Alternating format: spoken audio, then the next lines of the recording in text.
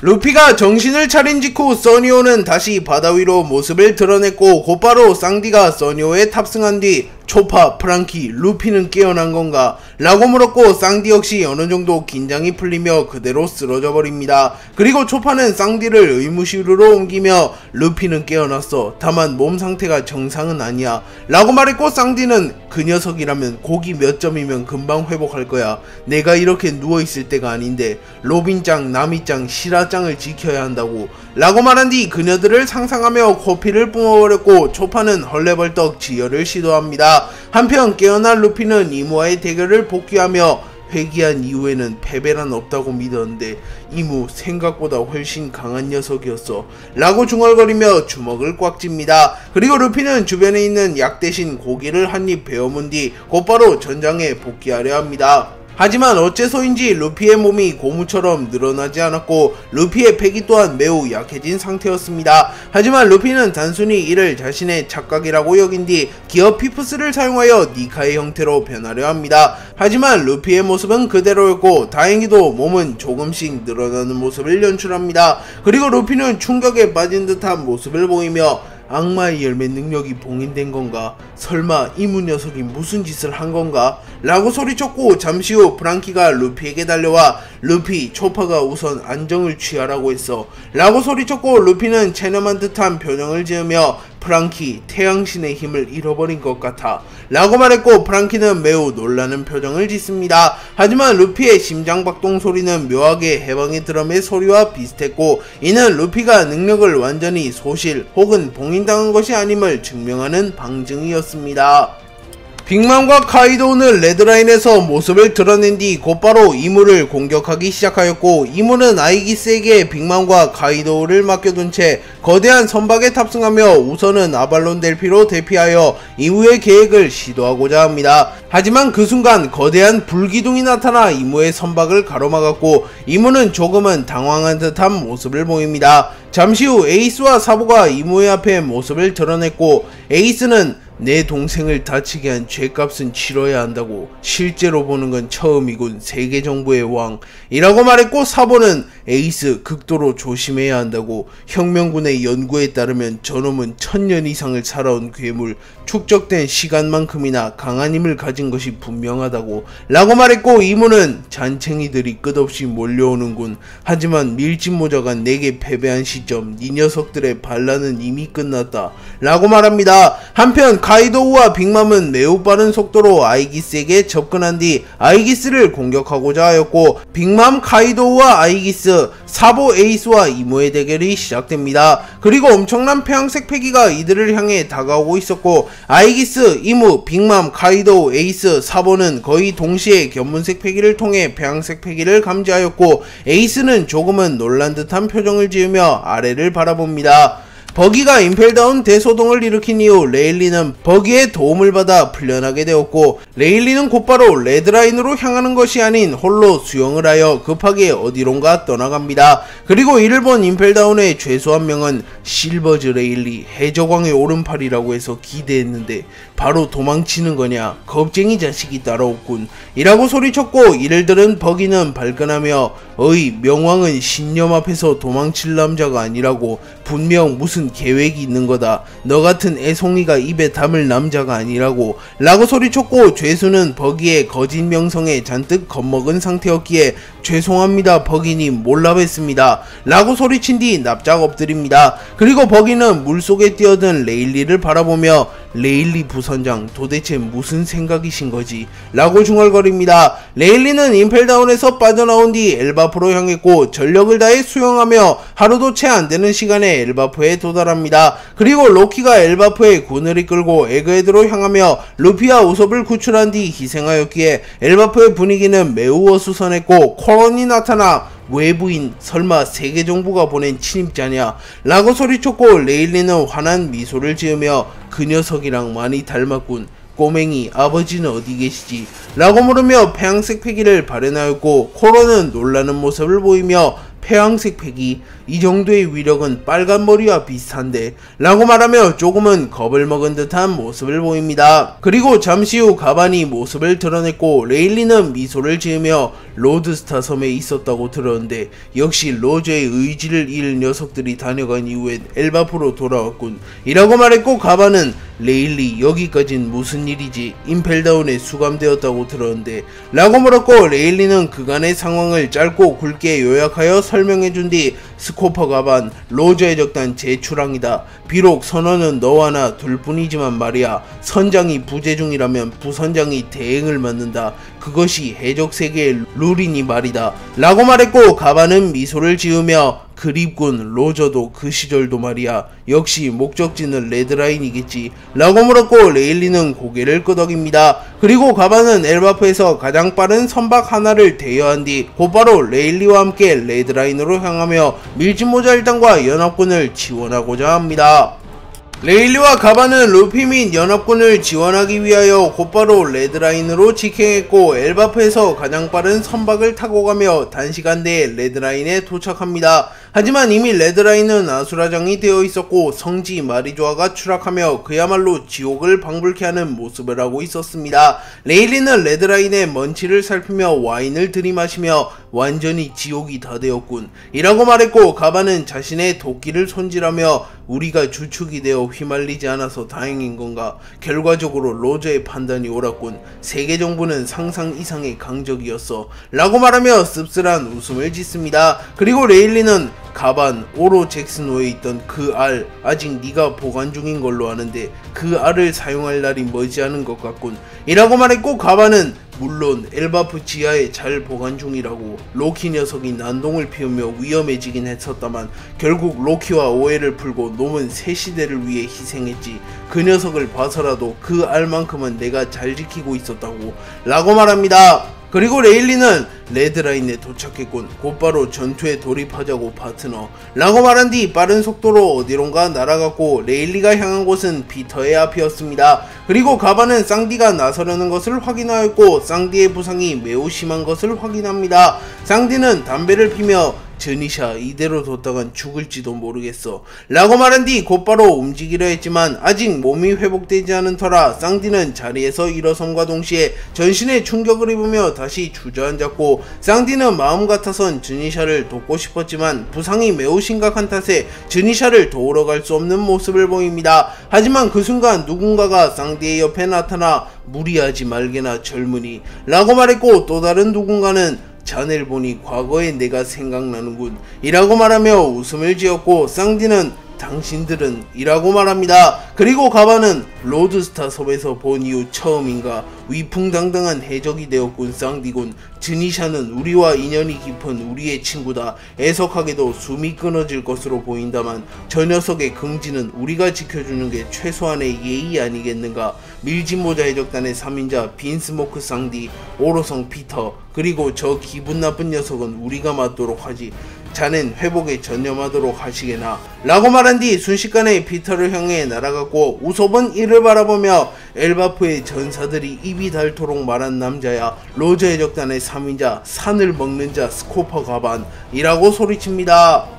가반과 레일리가 난입하며 곧바로 피터를 막아섰지만 이미 저니샤는 숨을 거둔 이후였고 레일리는 저니샤를 바라보며 저니샤 밍크족의 염원만큼은 반드시 이뤄주지 라고 말했고 레일리는 과거 저니샤와의 인연을 떠올립니다. 과거 로저 해적단은 라프텔에 도달하기 이전 조우에 있는 로드 포네그리프를 손에 넣은 뒤 네코마무시 이누아라시 저니샤와 함께 술파티를 벌였고 로저는 저니샤 도대체 넌 언제부터 산 거냐 라고 물었고 저니샤는 1000년도 더 넘었지 라고 답했고 로저는 완전 늙은 놈이었구만. 네가 누군가에게 벌을 받으며 전세계를 걸어다닌 이유 말해줄 수 있겠나 라고 물었고 저니샤는 라프텔에 도달한다면 그 해답을 얻을 수 있을 걸세. 로저 자네는 젊어 세계의 진실은 스스로 찾는 편이 좋지 않겠나. 너를 보니 그 녀석이 떠오르는군. 비록 그 힘을 다루진 못한다만 이라고 중얼거립니다. 참고로 저니샤가 말하는 그 녀석은 조이보이며 그 힘은 니카의 힘입니다. 그리고 로저는 아직 라프텔에 도달하기 이전이었기에 저니샤의 말을 알아듣지 못하였고 로저는 즈니샤 로드 포네그리프를 넘겨줘서 고맙군. 밍크족의 의지였겠지만 아무래도 밍크족의 장로인 네 의견이 중요했을 테니 라고 말했고, 즈니샤는 넌 그 기록을 가질 자격이 있다네 라고 답했고, 로저는 언젠가 내가 해적왕이 된다면 반드시 밍크족에게 은혜를 갚겠네 라고 말하며 환한 미소를 짓습니다. 레일리의 짧은 회상이 끝난 이후 레일리는 눈물 한 방울을 흘렸고 곧바로 배양색 패기를 발현하며 피터를 위협합니다. 그리고 피터는 이를 바라보며 과거의 망령들이 모습을 드러냈군 이라고 말했고, 겐타이는 피터성 저들입니까? 로저의 적단 이라고 물었고, 피터는 그래 네 녀석과 마찬가지로 해적왕이라고 불렸던 사내의 동료들이다 라고 말했고, 가바는 해적왕이라고 불렸던 해적왕은 로저와 밀짚모자가 유일할 텐데 라고 물었고, 겐타이는 골드로저가 해적왕이 되기 약 400년 전 나 역시 그랜드라인을 통합하고 데비보 원피스를 찾아내며 해적왕이라고 불렸었다네. 뭐 자네들도 알다시피 카미테키는 나와 골드로저가 쥘 수 없는 물건이었지만 말이다. 나 역시 한때는 야망이 있었지만 세계정부의 압도적인 힘 앞에서 굴복하며 그들의 노예가 되길 자처했다. 블랙마스크 해적단, 로저 해적단 정도의 수준으로 세계정부에 덤비는 건 아둔한 짓이다 라고 말했고, 피터는 만족한 듯한 웃음을 지으며 주제를 아는 것도 실력이지 라고 말합니다. 하지만 레일리는 해적왕의 조건이 데비보 원피스를 찾는 것도 맞다만 자신만의 길을 개척하며 앞으로 나아가며 해적 세계를 아우르는 왕이 되어 세계 정부를 타도하는 것, 그것이 진정 해적왕에 어울리는 자격이라네. 자네가 그랜드라인을 통합했건 원피스를 찾았건 그런 것들 따윈 전혀 중요하지 않다네. 자넨 그저 힘 앞에서 굴복한 겁쟁이일 뿐이라네. 자넨 해적왕이라는 이름의 무게를 감당할 자격이 없어 라고 말했고, 겐타이는 조금은 분노한 듯한 표정을 지으며 신념과 의지 같은 거칠에는 아무런 의미가 없네. 결국 이 세상에서 끝까지 살아남는 것은 진리를 추구한 나다. 영원한 지옥 속으로 사라진 골드로저가 아니란 말이지 라고 말합니다. 이무 아이기스, 사보, 에이스, 카이도우, 빅맘이 대치하는 와중에 엄청난 폐왕색 패기를 뿜어내며 누군가가 나타났고 그 인물은 샹크스로 밝혀집니다. 샹크스는 이들의 앞에 모습을 드러낸 뒤 마침내 이무라는 존재를 자신의 눈으로 직접 확인하였고, 샹크스는 저것이 세계정부의 왕 이무, 이 위압감은 무엇인가? 실로 거대한 벽에 막힌 듯한 기분이 드는군 이라고 중얼거렸고, 아이기스는 빨간머리 샹크스, 집요한 남자로군. 이미 신체는 한계점을 넘어섰다. 언제 죽는다 해도 이상하지 않을 터. 제아비 갈링도 저런 집요함은 없었는데 말이야. 목숨까지 걸어가며 세계정부에 대항하는 게 이해가 가질 않는군. 설마 해적왕 골드로저의 영향인가? 라고 생각합니다. 샹크스는 이무와 아이기스를 바라본 뒤 아이기스가 타 근위병과는 분위기 자체가 틀렸으며 느껴지는 패기 또한 오로성조차 능가했기에 저 사내가 샴록이 말한 그 남자인가? 라고 생각합니다. 샹크스는 이무, 에이스 등의 앞에 모습을 드러내기 직전 레드포소에서 부상을 치유하고 있었고, 빨간머리 해적단의 앞에 샴록이 나타났었습니다. 그리고 샴록은 빨간머리 해적단을 공격하기보단 샹크스와 대화를 나누길 요청했고, 샹크스가 이를 수락하며 샴록은 곧바로 레드포소에 승선합니다. 샴록은 레드포소에 탑승한 이후 쓰레기 같은 환경에서 살아가는 건가? 천룡인이 되어 무소불위의 권력을 누리는 것은 물론 이 녀석이 추구하는 진정한 자유 역시 권력으로부터 나오거늘 아직도 그걸 깨닫지 못한 것인가? 빨간머리 샹크스, 일탈을 멈추고 돌아와라. 결국 최종적으로 세계의 정점에 서는 건 세계정부다. 밀짚모자 루피 역시 해적왕 로저와 같은 최후를 맞이할 뿐이다 라고 말한 뒤 곧바로 와인 한 잔을 들이마십니다. 그리고 샹크스는 마리조아에 방문하였을 때도, 갈링이 내게 회유했을 때도, 네 녀석이 회유했을 때도 내 대답은 변함없이 거절이다. 쌍둥이라면 누구보다 내 마음을 가장 잘 이해할 녀석이 이런 쓸데없는 소리를 하려고 대화를 요청한 건 아닐 테고, 샴록 네 본심을 말해라 라고 말했고, 순간 샹크스의 폐왕색 패기가 요동치며 샴록은 얼굴이 저릿저릿한 기분을 느낍니다. 그리고 샴록은 미소를 지으며 타고난 재능이로군. 샹크스, 재능만 본다면 이 녀석이 나보다 더 뛰어난 것 같아. 폐왕색 패기가 유독 강한 녀석은 극소수이니 말이다 라고 말하며 샹크스의 재능만큼은 자신보다 뛰어나다고 말하며 샹크스를 인정해줍니다. 하지만 아직까진 기량적으로 샴록이 우위에 선 듯한 기류가 레드포소 전체를 감쌌고 샹크스 역시 그 사실을 피부로 느끼고 있었으며 샴록이 변덕을 일으켜 빨간머리 해적단을 공격한다면 전력이 온전치 못한 빨간머리 해적단과 부상 입은 자신은 샴록을 막아설 수 없다는 것을 잘 알았기에 조금은 긴장한 듯한 표정을 짓습니다. 그리고 잠시 침묵이 이어졌고 샴록이 먼저 입을 떼며 나의 목표는 피거랜드 가문의 부흥이다. 네로나 가문은 이모님을 필두로 하여 오로성들조차 알지 못하는 극비의 인물인 누군가와 함께 세계 정부를 설립하는데 가장 큰 공을 세우며 권력의 정점에 서게 되었지. 나 역시 피거랜드 가문의 부흥을 주도하며 네로나 가문의 버금가는 강력한 세력으로 만드는 것이 나의 목표다. 피거랜드 갈링성과 나 둘의 힘으론 버거운 일이겠지. 하지만 샹크스, 이 녀석이 돕는다면 불가능한 얘기는 아니다. 네로나 가문과 대등해지는 것은 현실적으로 어려울지 몰라도 에단 바론, 토프먼, 마커스, 제이 가르시아, 셰퍼드 가문 정도는 충분히 능가할 수 있을 거다. 샹크스, 이 녀석의 재능과 피거랜드의 세력이라면 이 녀석이 해적으로서 저질렀던 모든 과거를 청산시킬 수 있다. 이 전쟁이 끝난 후 결국 너와 나는 손을 잡게 될 테지. 밀짚모자가 주도하는 혁명은 결국 실패할 테니 말이다 라고 말하며 자신의 목표를 밝히며 샹크스에게 협력을 요청하였고 샹크스는 단칼에 샴록의 제안을 거절하며 핏줄은 같지만 추구하는 목표와 가치관은 다른 모양이군. 피거랜드 샴록, 내 대답은 언제나와 같다 라고 말했고 샴록은 피식 웃음을 지으며 그 정도 답은 예상했다고. 하지만 결국 넌 나의 장기말이 될 운명이다. 그럼 다음에 보자고 동생아 라고 말한 뒤 레드포소에서 빠져나갔고 샹크스는 잠시 허공을 바라보며 피거랜드, 원치도 않은 핏줄이 신뢰를 흐릿하게 만드는군. 하지만 문제없다. 나의 신념은 확고하니 라고 중얼거립니다. 샴록은 샹크스와 대화를 마친 뒤 레드포소에서 빠져나왔고 곧바로 임무를 지원하러 가는 것이 아닌 성지 마리조아의 잔해 속으로 걸어 들어갑니다. 그리고 샴록은 성지 마리조아가 무너진 틈을 타 오로성조차 함부로 드나들 수 없는 이무만의 공간인 환상의 방 내부에 들어선 이후 이곳이 천룡인에게조차 허락되지 않은 금단의 공간이라고 말하며 환상의 방 내부를 둘러봅니다. 그리고 거대한 감옥과 같은 공간을 확인한 뒤 이 감옥이 그분이 감금되었던 곳인가? 충분하군. 배신의 동기는 개국 공신 취급을 받으며 세계의 정점에 선 오로성과 달리 그 남자는 900년이란 시간 동안 박해당했으니 말이야 라고 중얼거립니다. 그리고 샴록은 곧바로 허의 옥자로 향한 뒤 허의 옥자에 착석하며 언젠가 내가 하늘 위에 서겠다. 그 시간은 반드시 오게 될 터. 세계정부조차 감당하지 못한 폭풍이 밀려온 지금 900년간 고고히 지켜져왔던 천좌의 주인이 바뀌게 될 터.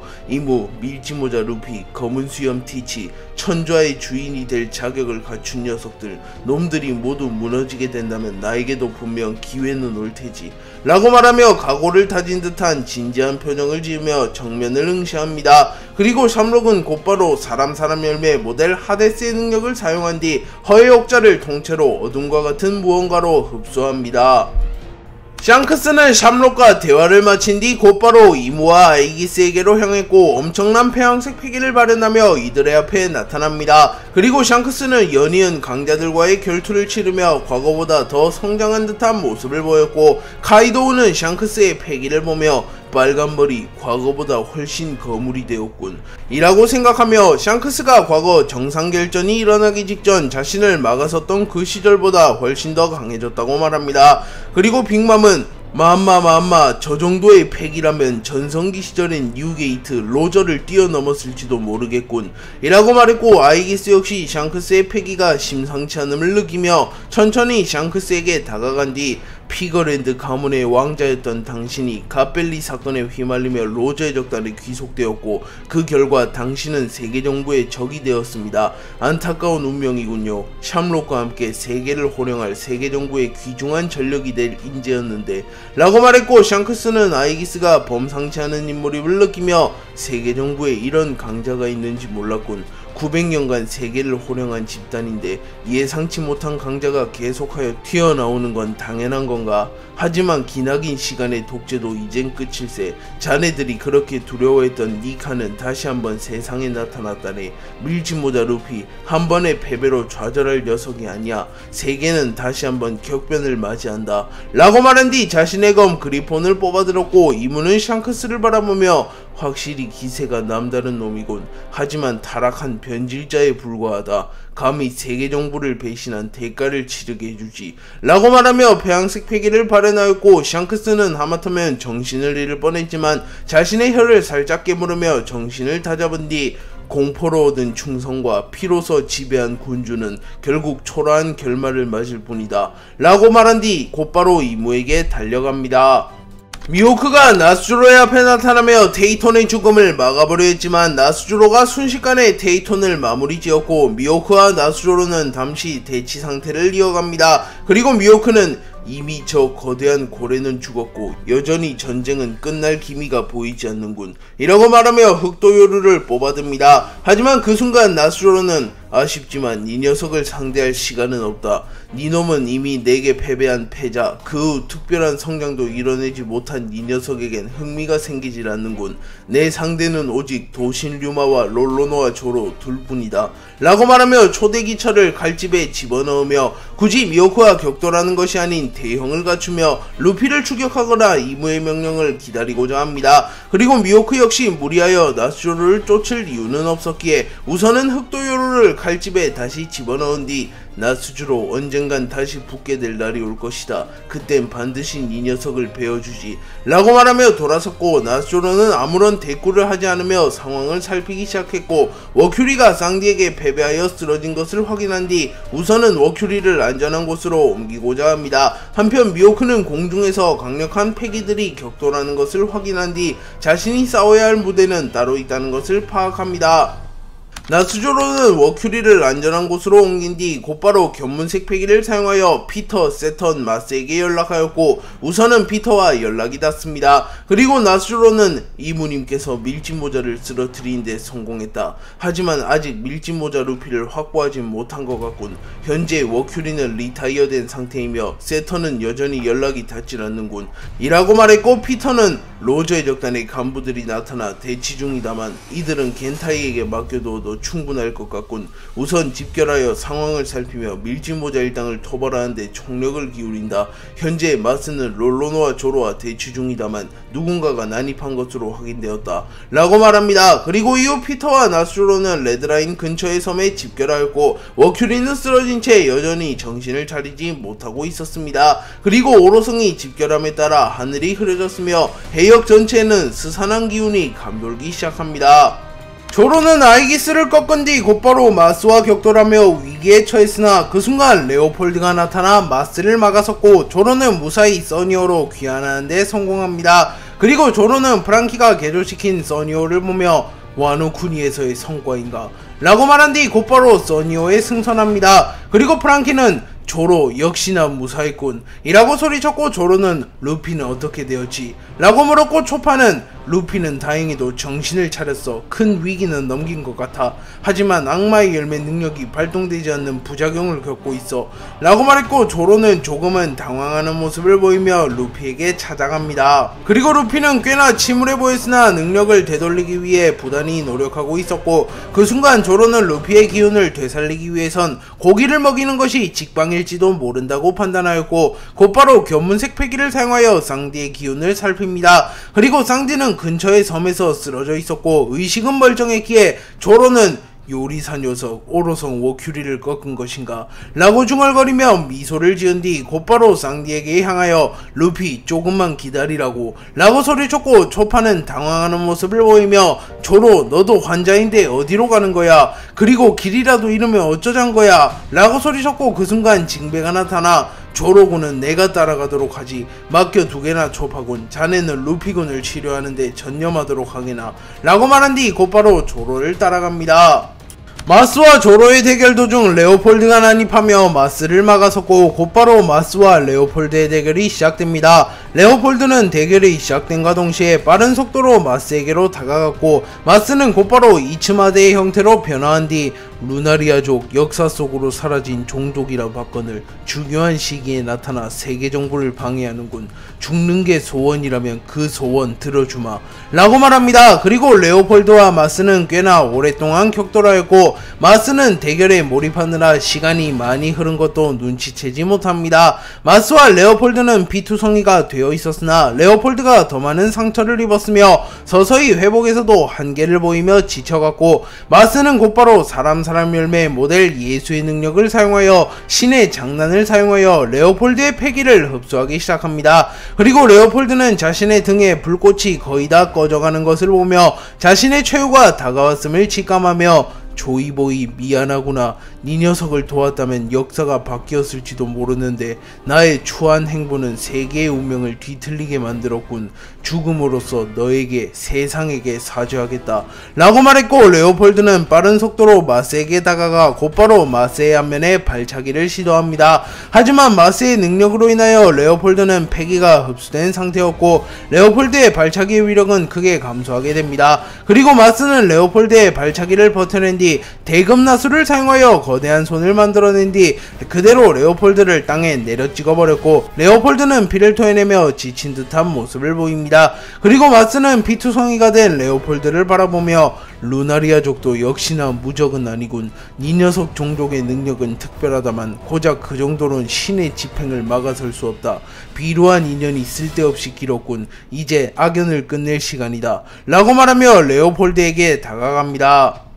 레오폴드는 루나리아족답게 오로성을 상대로도 오랫동안 버텨내는 모습을 보였으나 결국 회복에도 한계가 찾아왔고 루나리아족의 생명의 증표와도 다름없는 불꽃이 꺼져갑니다. 그리고 레오폴드는 사생결단의 각오로 최후의 합을 준비하려 합니다. 하지만 그 순간 레오폴드의 앞에 킹이 나타났고 킹은 조금은 놀란 듯한 표정을 지으며 루나리아족 또 다른 생존자가 있었던 건가 라고 말했고 레오폴드는 루나리아족이로군. 다행이야. 내가 죽어도 우리 종족의 의지는 끊어지지 않겠어 라고 말하며 미소를 지은 뒤 애송이 당장 이곳에서 벗어나라. 시간을 지체하면 자네의 목숨도 장담할 수 없다네 라고 말했고 킹은 당신은 누굽니까? 라고 물었고 레오폴드는 니놈의 먼 조상쯤 될 것 같군. 죽기 전 후손을 봤으니 여한이 없군 이라고 말합니다. 하지만 그 순간 마스는 곧바로 킹에게 다가가 예루살렘의 폭풍을 사용하여 곧바로 킹의 목숨을 앗아가려 합니다.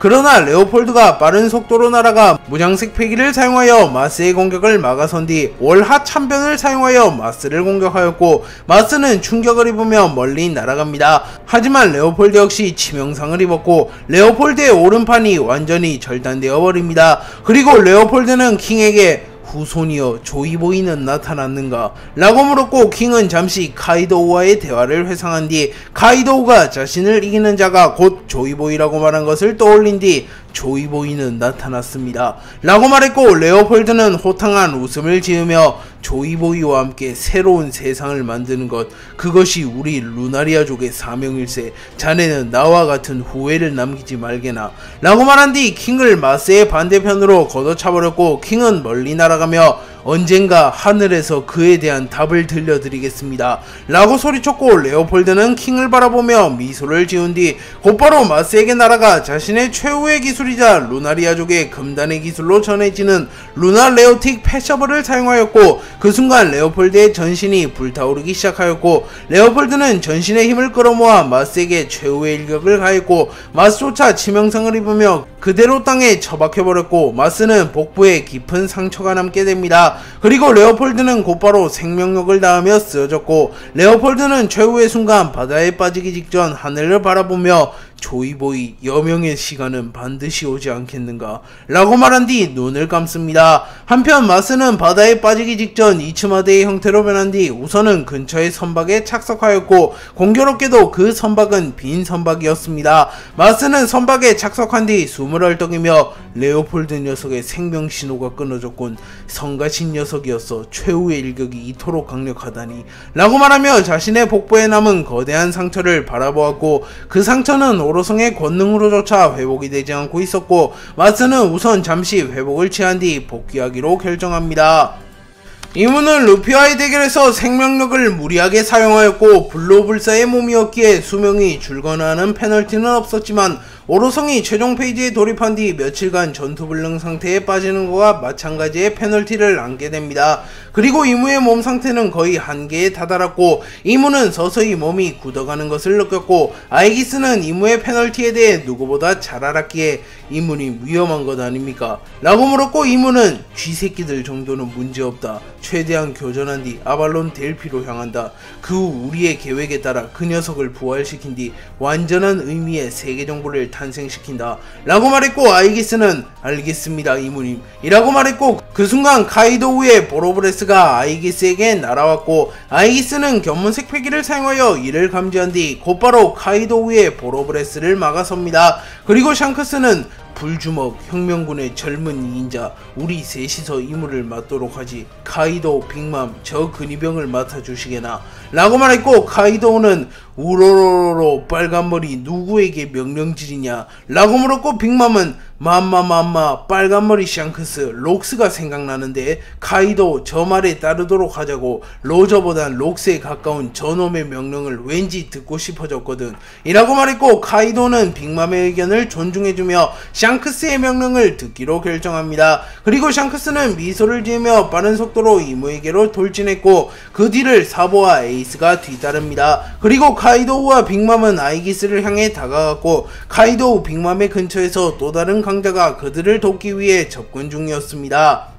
티치는 세턴을 꺾는데 성공하며 세턴의 특수한 권능마저 흡수했고 신체 능력과 회복력이 크게 상승하게 됩니다. 또한 티치의 이질적인 기운은 이무의 권능조차 무시하며 이무는 세턴으로부터 빼앗은 티치의 특수한 권능을 회수하지 못합니다. 그리고 티치는 만족한 듯한 웃음을 지으며 제하하하하 오로성의 힘을 얻은 나는 무적이다. 밀짚모자 이무 놈들을 쳐부수고 나의 세상을 만든다 라고 소리쳤고 아오키즈는 세계 정보의 왕이 존재했다니 충격이군. 솔직히 베가펑크의 방송을 보았을 때도 믿지 못했다. 내가 해군에 있던 시절에도 그런 존재에 대해 알려진 바는 없었는데 라고 말했고 시키는 지하하하 해군은 어차피 세계정보의 노예 아닌가. 노예 따위가 주인의 정체를 알 리가 없지. 쿠자 너도 다행이다 생각해라. 해적이 되어 니놈이 말하던 자유를 손에 넣었으니 라고 말합니다. 그리고 세계정보를 배신하며 검은 수염의 약단에 합류한 퀘이사는 역시 니놈을 선택하건 틀리지 않았군.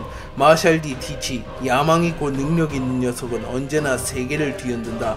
니카가 나타난 이상 세계정보의 패망은 확정적이다. 하지만 제3의 세력인 너라면 충분히 니카를 저지하고 세계의 패권을 쥘 수 있을 테지 라고 말했고 티치는 미소를 지으며 제하하하하 꽤나 힘든 싸움이었다고. 오로성 세턴 괜히 세계정보 최후의 전력으로 불리는 남자가 아니었어 라고 말합니다.